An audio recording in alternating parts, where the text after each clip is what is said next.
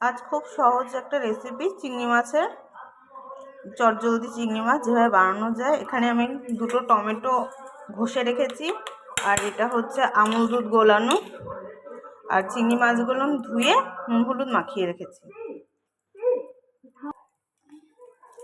এবার কড়াইতে তেল দিয়ে দিচ্ছি খানিকটা পরিমাণ, অল্পই দেব কারণ চিংড়ি মাছে তেল লেগে যায়। এবার তেলটা গরম হয়ে গেছে, এখন আমি এটার মধ্যে এক এক করে চিংড়ি মাছগুলো দিয়ে দেবো। এখানে 500 মতো চিংড়ি মাছ আছে, ওই জন্য আমি দুটো ছোটো ছোটো টমেটো নিয়েছি, আর এর সাথে কিছু গুঁড়ো মশলা অ্যাড করব। 1 চামচ জিরের গুঁড়ো দিলাম, 1 চামচ লঙ্কার গুঁড়ো,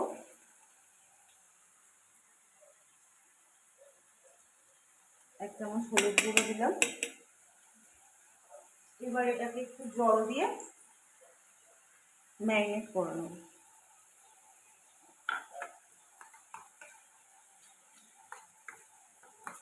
বেসিক্যালি এটাই মশলা।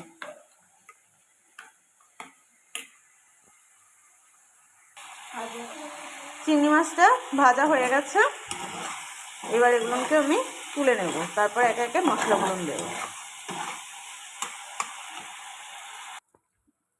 এই তেলটা গরম হয়ে গেছে, এবার একে একে যে মশলাটা আমি করে রেখেছিলাম সেটা দিয়ে দেব।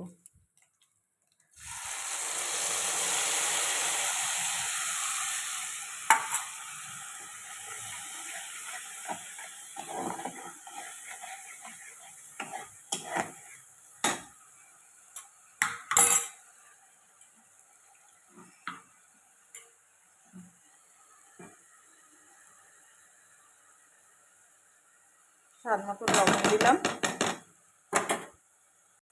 4 চামচের 1 চামচ মতন চিনি দিলাম।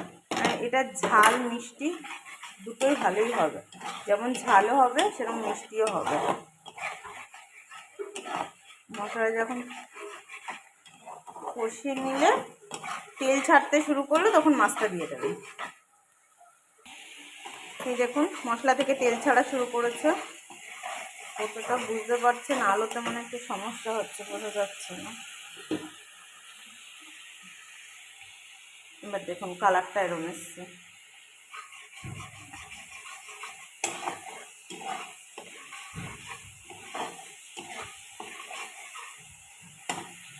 এবার সব মাছগুলো দিয়ে দেবো।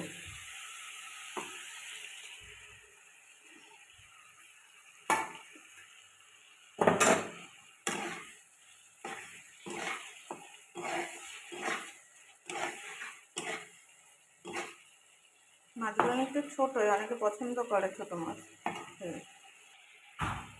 একটুখানি জল দিয়ে দিলাম, এটাতেই রান্নাটা হবে। মাছটা ফুটে উঠেছে, আমি যে দুধটা আমুল দুধটা গুলিয়ে রেখেছিলাম সেটা একটু লিকুইড দিয়ে দিলাম। রান্নাটা কমপ্লিট, এবার একটু গরম মশলা ছড়িয়ে দিলাম, ব্যাস কমপ্লিট। আজকের মতন এই অবধি, আবার পরে দেখা হবে। আমাদের রেডি চটজলদি চিংড়ি মাছ।